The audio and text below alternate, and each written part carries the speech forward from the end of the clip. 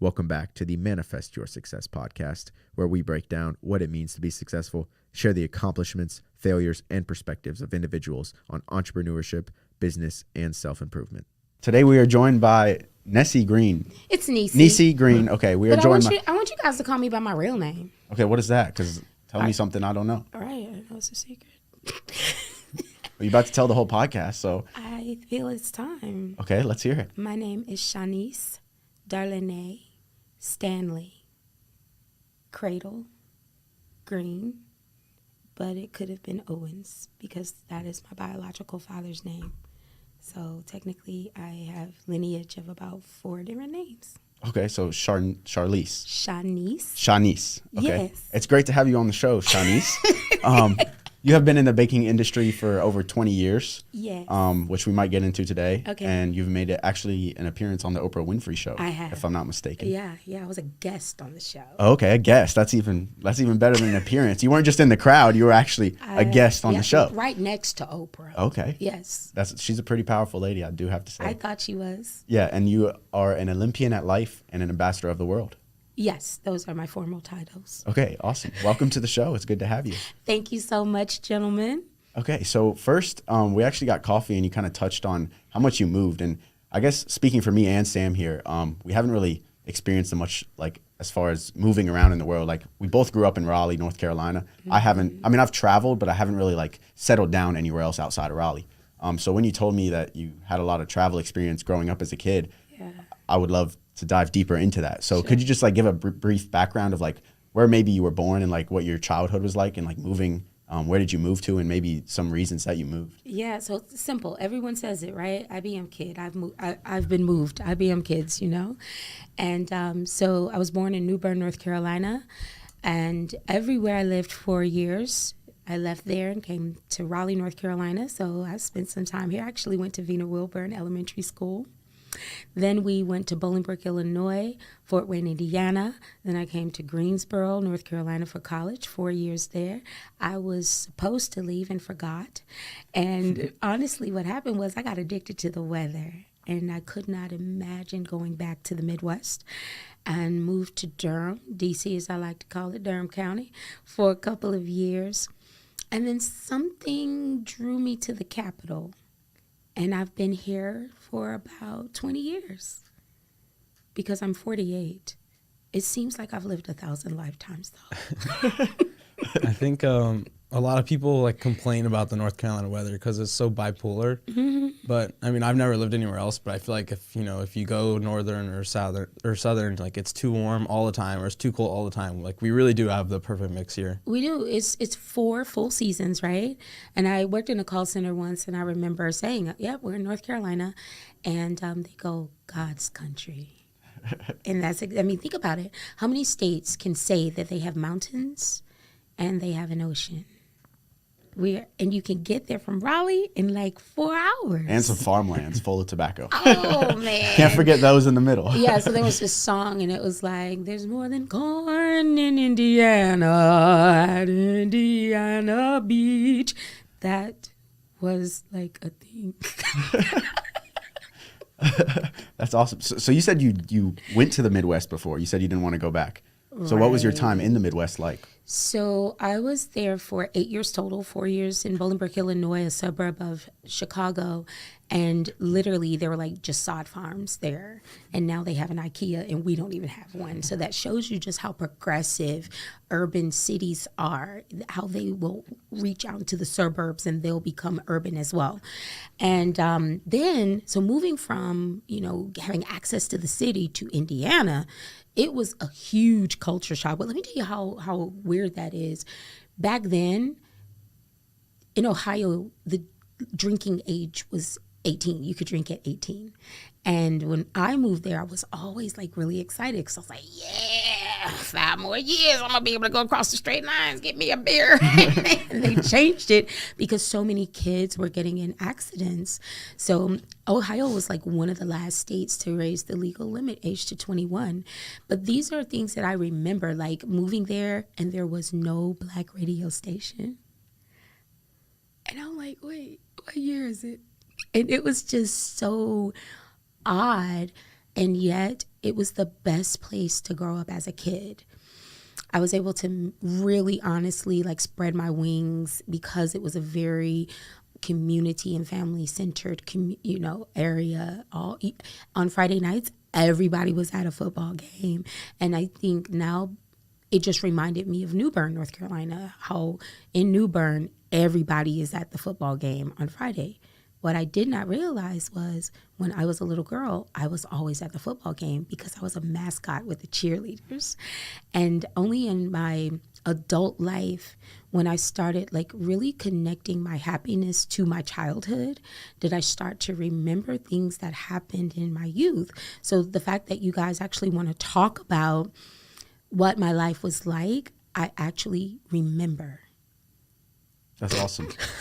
I think it's so valuable too. Like I've spent some recently, I've kind of spent some time reflecting on like what my childhood was like, like how it does have like a huge influence on like your trajectory in life. Not that you can't change, not that something that's set in stone when you are a kid and it has this influence on you. It's not that you can't move away from an influence, right. But it really does have an effect on who you are as a person and like how fast you reach like your true self-actualization in life. Ooh, yes. You know, you were talking about, we had coffee and we were talking about my childhood. So, back to New Bern, my grandmother was one of the first nurses to integrate the hospital. So at home we had poverty and scarcity, but then she took me out to the hospital and I saw all these millionaires, literally doctors, right? And there was hope and possibility. And when I would walk through the hospital, and like literally I have spent the past 6 months trying to remember. And I thought really hard, like what was it like when I was a kid? Because I have 4 children. And one day the youngest was running through the house and he stopped and he goes, I love being a kid. And I was like winning as a mom. And I started to understand because I was behaving as a grandmother. So I started to think about how was life with my grandmother. So when we would walk through the hospital, it was like I was in a parade. That's Gloria's granddaughter. That's Miss Stanley's granddaughter. Everybody knew me. But one of the things that I realized was I had always been around affluent people to the point that my godfather, there's actually a school named after him in New Bern. And so Daddy feels like, I feel like Annie a little bit right now. That's what I called him. And now guys, they don't even name schools after people anymore. It's going to be Millbrook or Southeast Raleigh. But the old high school became a middle school and they named it Grover C. Middle School. And that man was my godfather.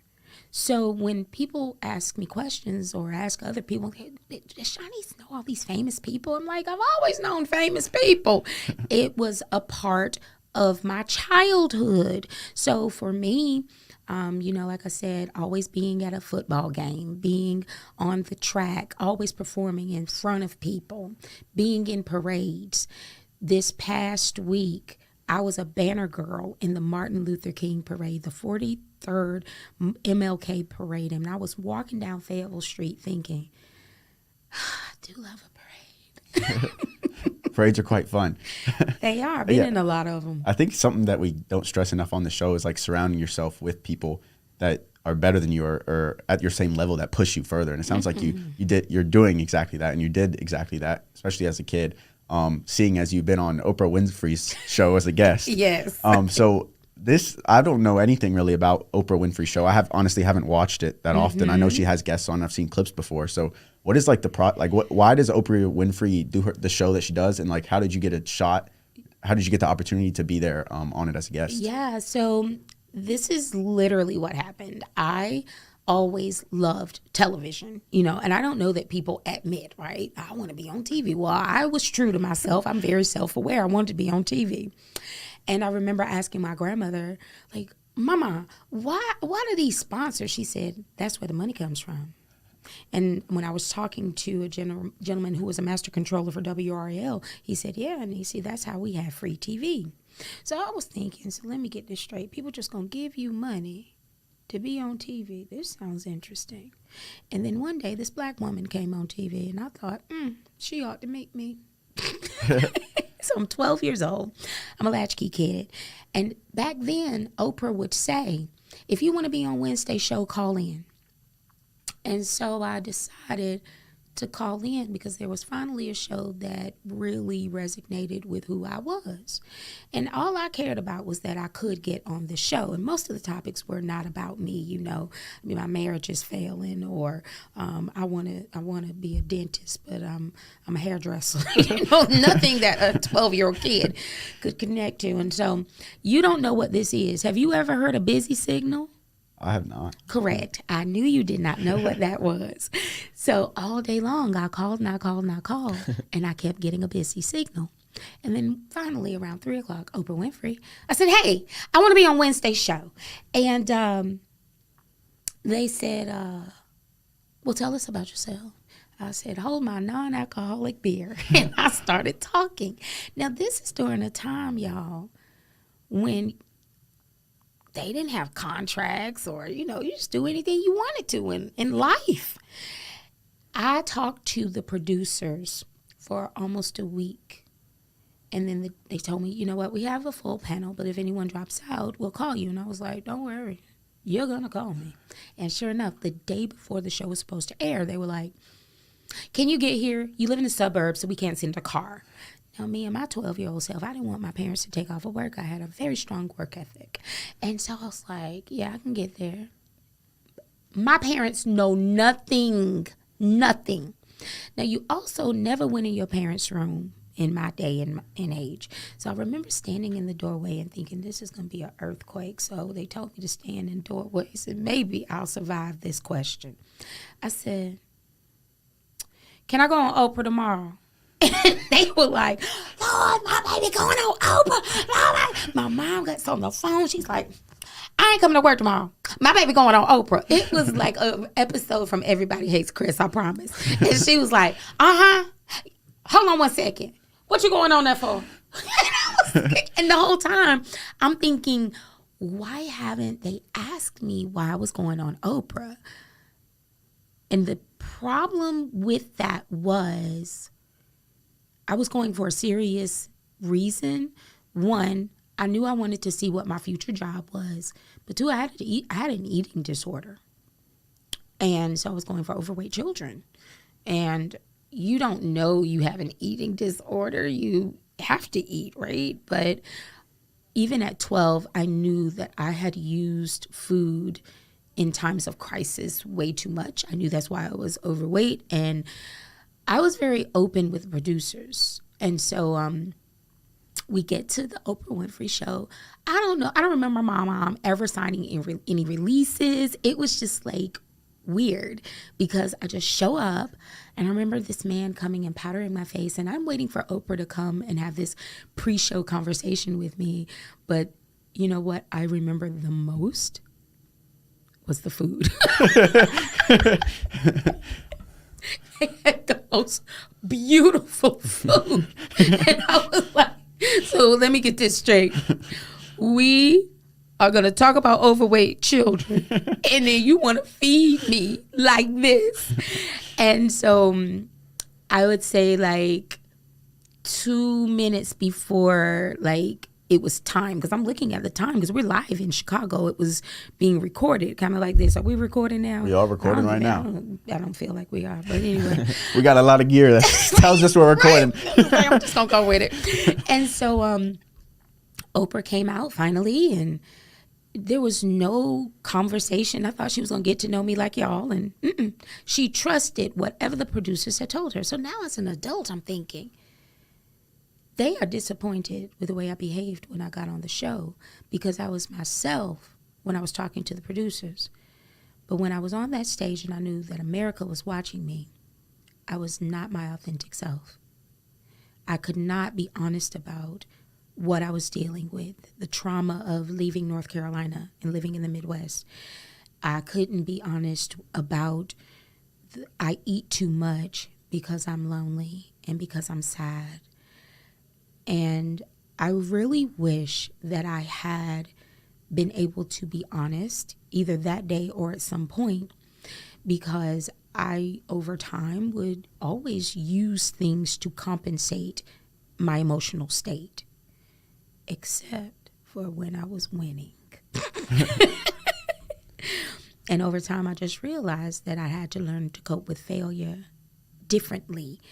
And in the past year, I actually lost 40 pounds. That's awesome. I did. Congratulations. Thank you. And I think a lot of it was reflecting back on that time in my life. My grandmother has a saying, it's pick, choose, and refuse. And I understood what was happening in my universe then. And I just started choosing to make different decisions about food and about exercise. And I was not allowing my circumstance to dictate my behavior. And I started winning at life again. And that's what an Olympian does. They're disciplined. They have a goal. And I've always been able to do it for everybody else. And my cousin, who was employee of the North American continent, I said, Chrissy, there's nobody better than you on the continent. She said, no, the world. And then she said, Shanice, listen, you've been doing it for everybody else. Start taking care of yourself. And so I did. Yeah, I think obviously being your authentic self is something that's really important, but it's also harder than it seems. Mm-hmm. Do you have any maybe advice for someone that is also struggling to be their authentic self?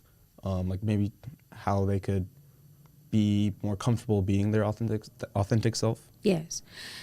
What happened to me was I fell in love with people. And if they were hurting, I would do everything that I could to serve them to be better about themselves. And one day I was having a conversation with the universe, and God literally asked me, well, do you ever think that I want you to be who I created you to be, and that it annoys me that you won't do it?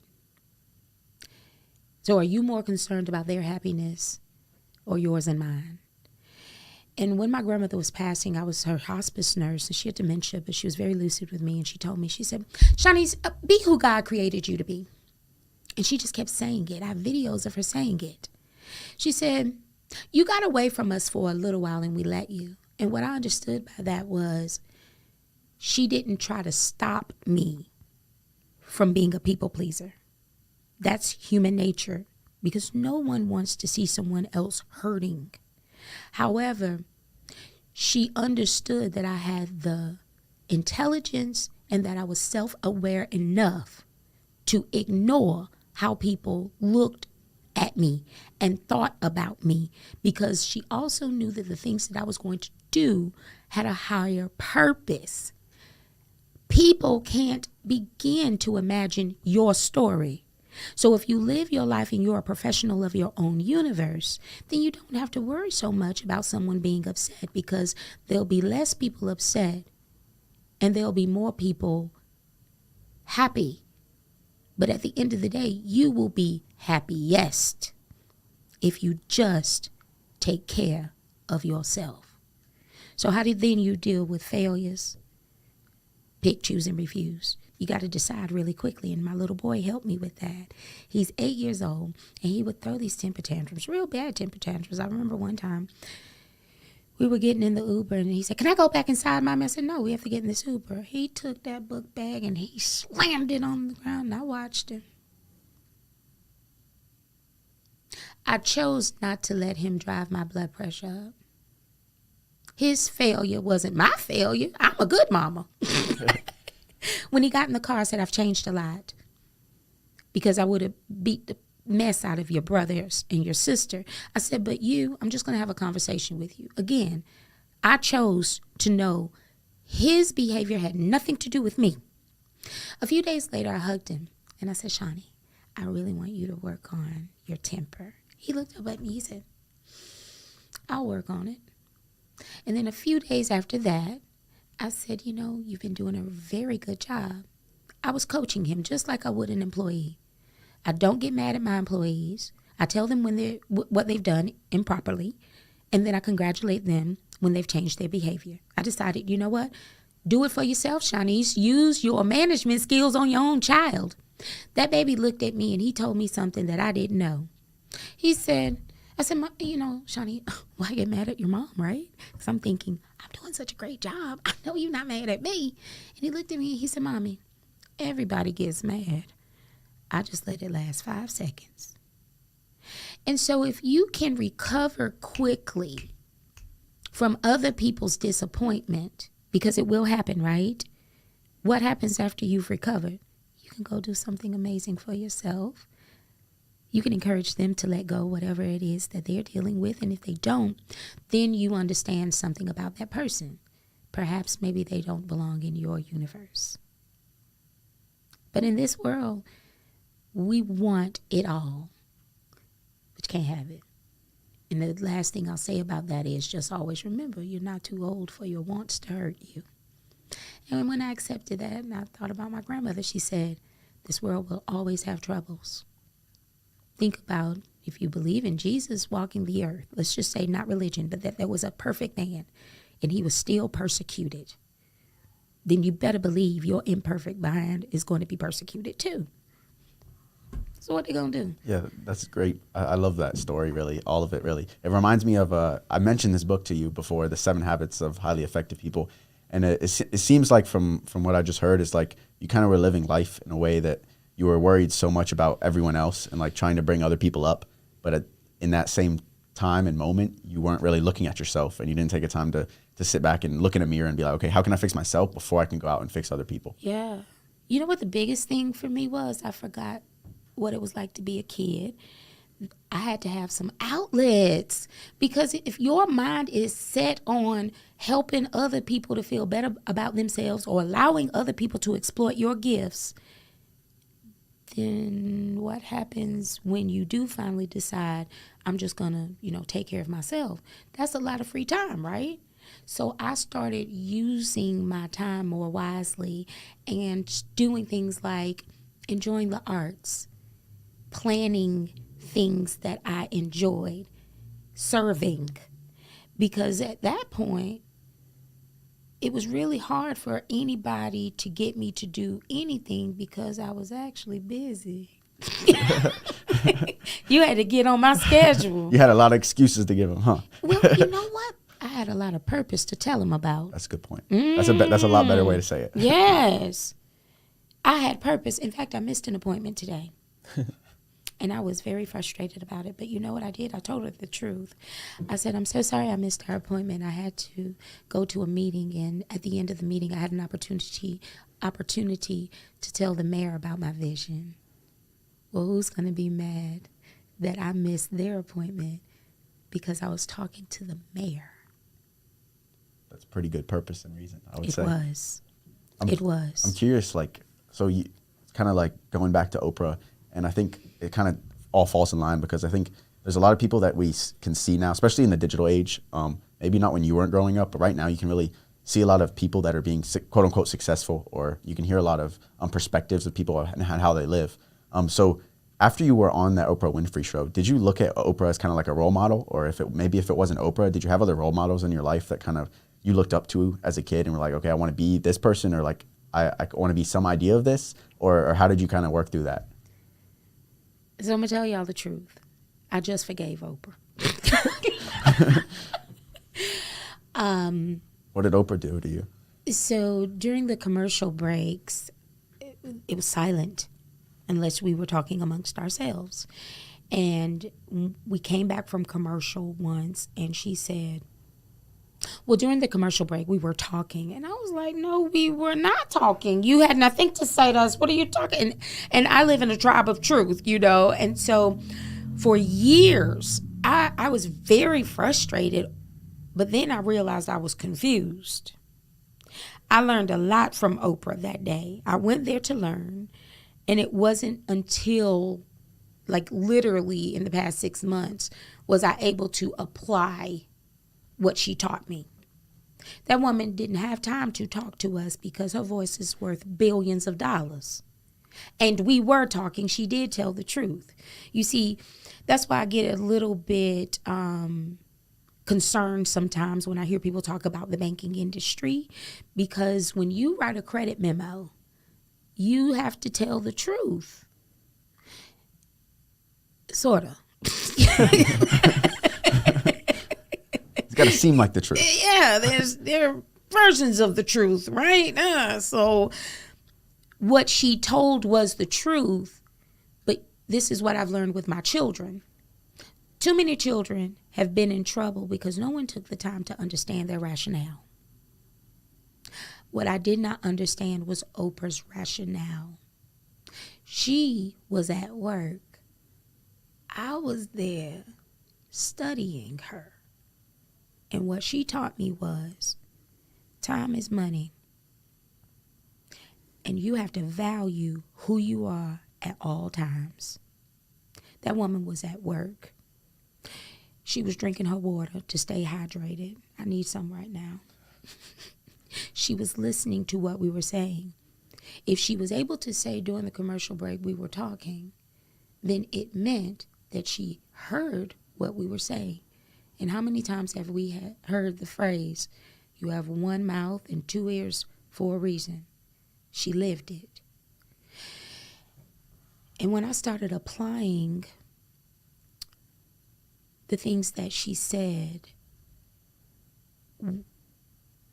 not what she said, I started applying what she did.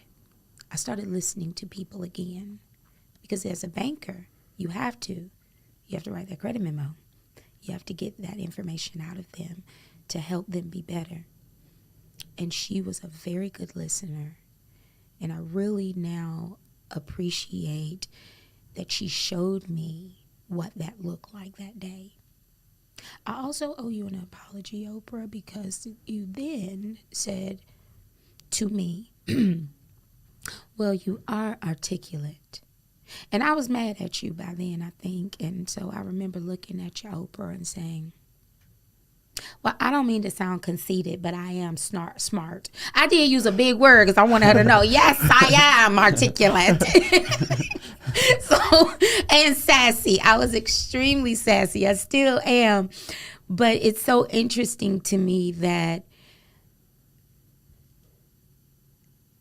the perception is your reality until you choose to accept a positive reality. And when I started remembering, I don't have to look at everything as doom and gloom.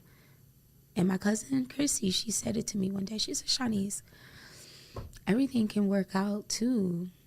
That's always a possibility. And that's when I started really remembering, okay, if we didn't have much at home, but I went to the hospital and I saw that hope and possibility, what if I start living in that hope and possibility again? What if I just allow the universe and the process to be? And then cool things happen. Like I ended up on your podcast and I get to talk about talking to the mayor before I came to your podcast. I mean, yeah, it's quite the experience. Quick question, because I'm trying to do my best as listening as a podcast host. Would you like me to go get you some water? We can take a quick break. Yes. Okay, I'll do that.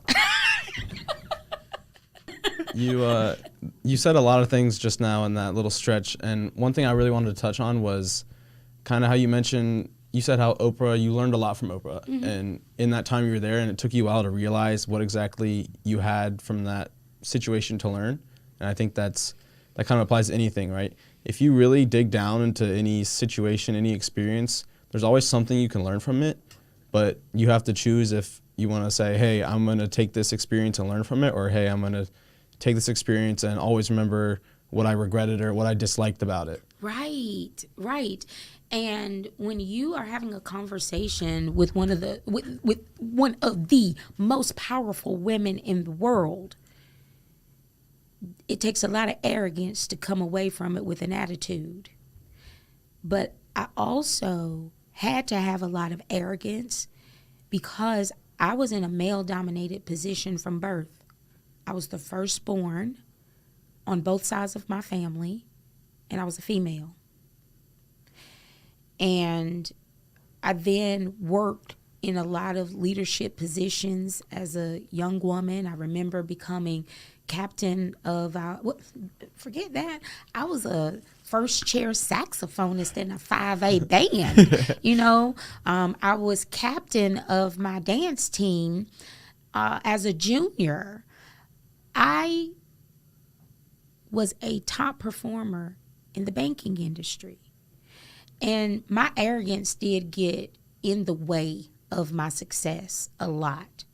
But I did have to have a high level of confidence. And I have to say that in my older age, I've been able to share with younger people the difference between confidence and arrogance, because you can be very, very successful and not have an attitude.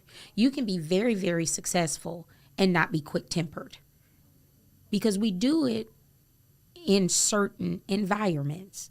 How many people get cussed out at church? Not on Sunday.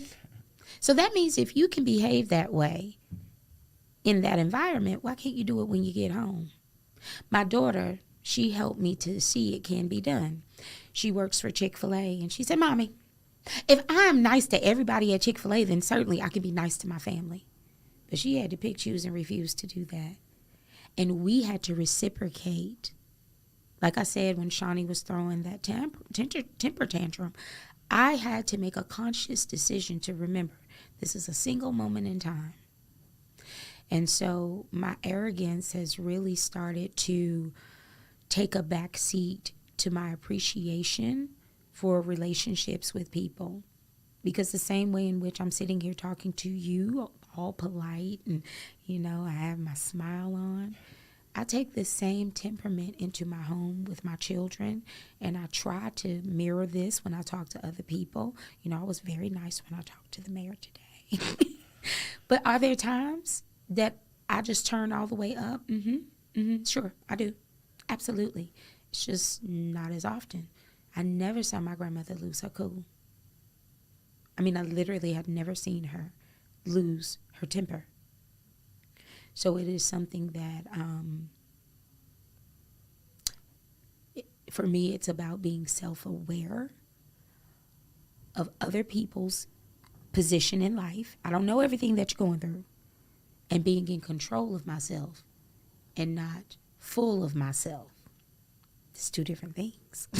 Right. That's a great point. And I think being true to yourself, I think a lot of people try to find themselves in career and life. And you mentioned the banking industry a little bit. So I'm interested to see what kind of motivated you to get into that. You said you went to school in Greensboro, correct? Yes. So Aggie Pride.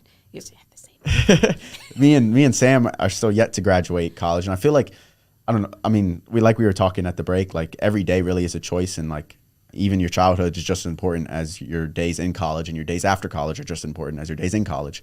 So it's kind of like this whole cycle of you got to make the right decisions. So what kind of motivated you to jump in the banking industry, and how did you manage to stay in it for 20 years? You're going to have to turn the cameras off of this. Okay. Man, I'm just kidding. I did not believe that I was going to school in North Carolina. I had gifts. I was a dancer. I was a singer. I was an actress. My parents told me if I got a scholarship, I could get a car. I was getting a convertible because I was going to art school in Florida. Of course I was, because I was getting a scholarship there. And I remember being told, I want a ROI, which is ironic. That's such a banking term, right? And I didn't know what that was. And later in life, I realized, I was like, oh, this is almost like I was an investment property. And a lot of times parents have expectations of who and how children should become who they want them to be. And as a result, I was told I had to go to an HBCU, and I still to this day don't understand why I was black. And I'm glad that I went, because it was a part of my process. But I remember looking for all the majors that only had 1 year of math. And English only had 1 year of math. And then I graduated and ended up being a banker. That's a lot of math. But I never looked at it as math as much as I looked at it as comprehension of word problems. Everything, I had to just figure out the solution. And they had calculators for the math stuff, or I could ask my banker to do it. I was a manager and a salesperson. So I got to really go in the lobby and perform all day long.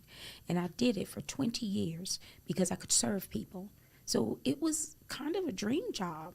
Remember, I told you I had to stop looking at it as I was in a prison, because that's what I used to say. Can you imagine this personality being trapped in a suit and pearls?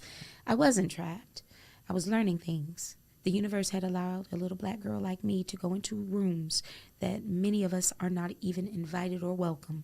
And they allowed me to learn. I was learning again. I learned for 20 years. There's a saying, if you go to school, you'll make some money. If you have life experiences, you'll be rich.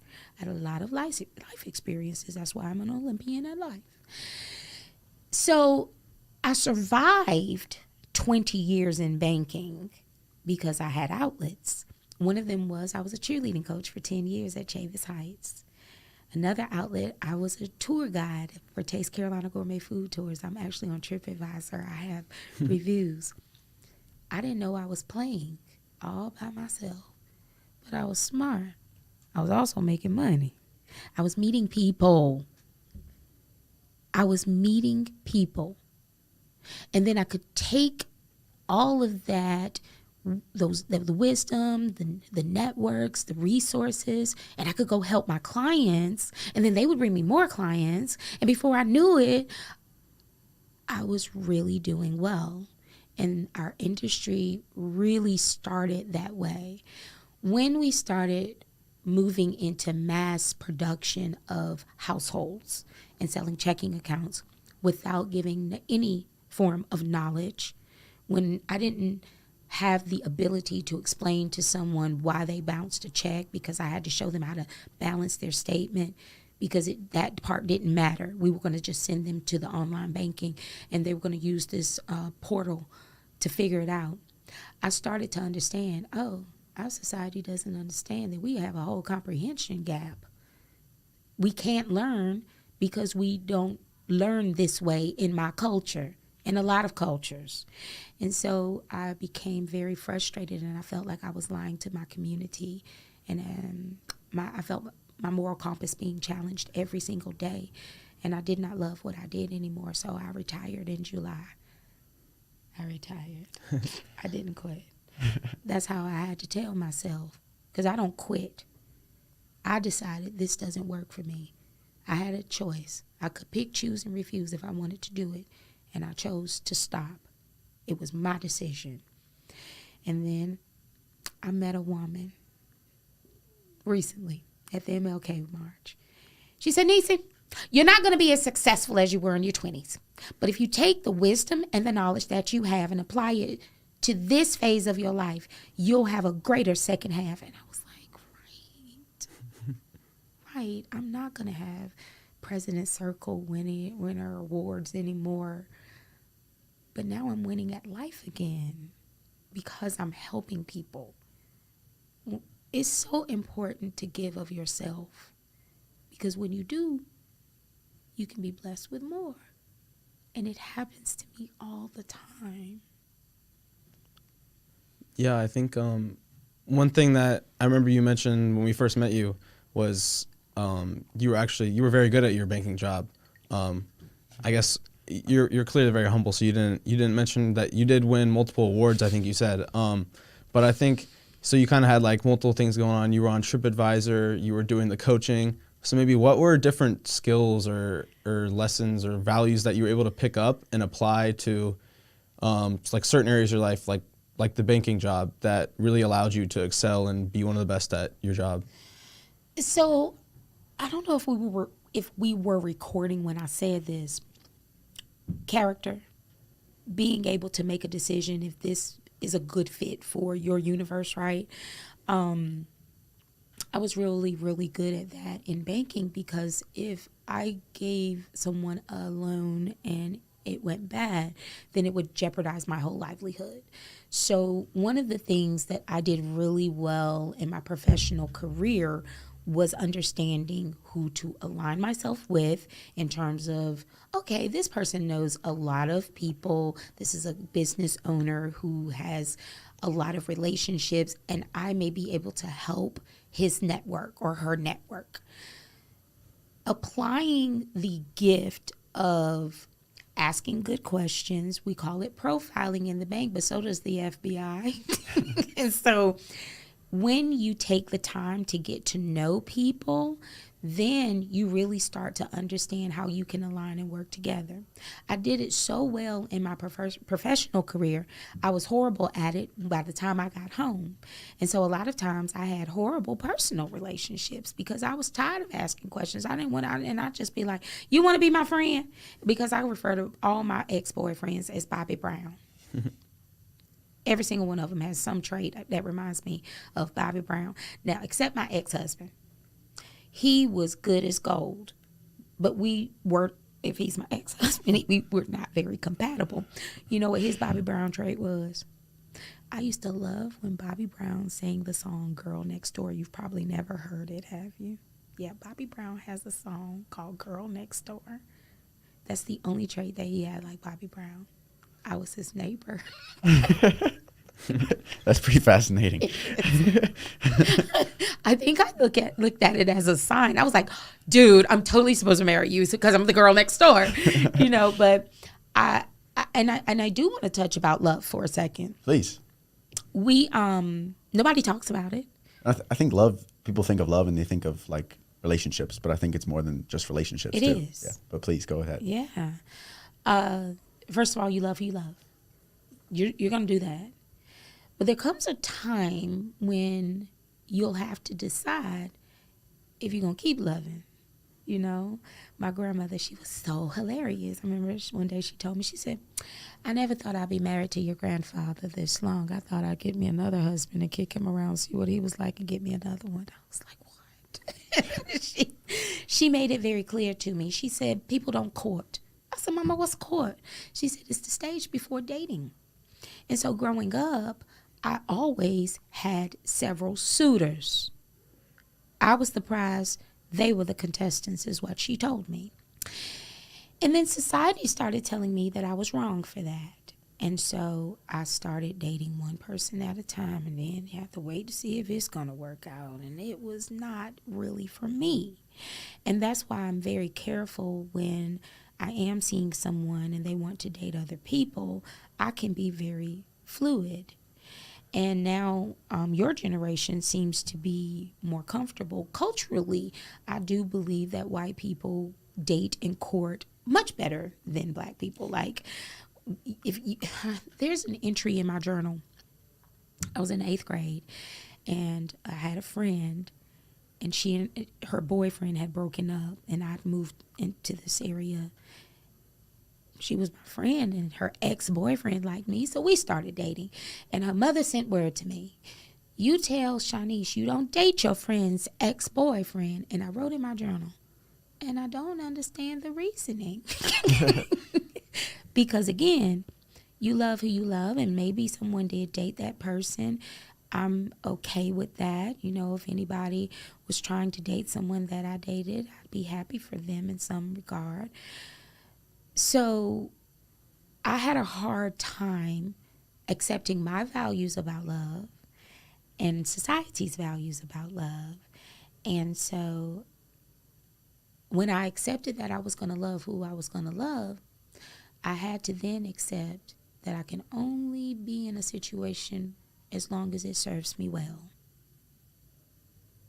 And if you do that, you might find that you have more love because you can move on to a better love. But if you just gonna sit there and stay in a love situation and call it love when you're not feeling loved, then it's just your fault that you feel the way you feel, because you could pick, choose, and refuse to be mistreated. That's a great point. And I kind of want to double click into that whole idea of love, and kind of more carry it into not a relationship love for a person, but kind of love for what you're doing in life. So how do you think if someone's going through life and they're like, okay, I don't know what I love, then what is someone supposed to do when they really have no idea what they love in life, and they're like, okay, everything I'm doing, I kind of don't feel like I'm finding meaning out of this. Mm-hmm. Like, what would you say to someone? Like, is they supposed to try new things? Are they supposed to ask for help? Or what would you say to someone that can't really find things they like, they love in their life? A lot of times we're copycats. You know, you have to see it sometimes to believe it. And so connection to people really will allow you to start investigating. So instead of you trying, what did I say earlier? Ask questions. talk to people. We don't do it enough. We look at these podcasts, but what happens when you meet somebody in the hallway and you say, do you want to come talk to us? Because you will have an experience through that person. So imagine when people say, learn from my mistakes. What if I learn from your success? That's what I do. That's awesome. why I'm here. I want a podcast. So I'm here looking at y'all. I'm learning, studying you. I'm trying to figure out if you're going to help me. We're trying to figure out the same thing. So I know you have somewhere to be shortly. It is 5:40. So I'm going to wrap up here. We have a couple last questions for you. I'm ready. This is a question that we do ask every guest on our show. Okay. So the pressure is through the roof. So you better give a good answer. No, jokes. So we ask everyone, what is one goal that you have in life? It could be something that's tangible, like a target you want to reach. It could be something that you want to achieve every day you wake up. It could be in your career life. It could be in your personal life. But what is one goal that you have, and what are the steps that you're doing to achieve that goal? I set a lot of goals because I'm in so many different ecosystems and I wear so many different hats. I mean, when Shaka Khan was singing I'm Every Woman, I took that junk seriously. So one of my goals is to curb my language and allow my voice to vibrate more positivity. Energy is never gained or lost. It is only transferred. And I have a very, very high vibration. Right now, my 8-year-old is keeping tabs on how many times I swear. I recently looked up what it means to curse. And it literally was devastating to understand that it is to invoke harm on someone, basically just through your words. And if I truly want to elevate to the next level, the way in which I see things has to align with how I speak too. Because you cannot have a loud voice and use it anyway. You have to be respectful of that because it is a gift. And I don't want to lose that gift. So one of the things that I've been working on is ensuring that my communication with people and even the way in which I speak into myself is more positive. Now, does that mean I'm never going to use a swear word again? No, I'm not. I'm going to use them.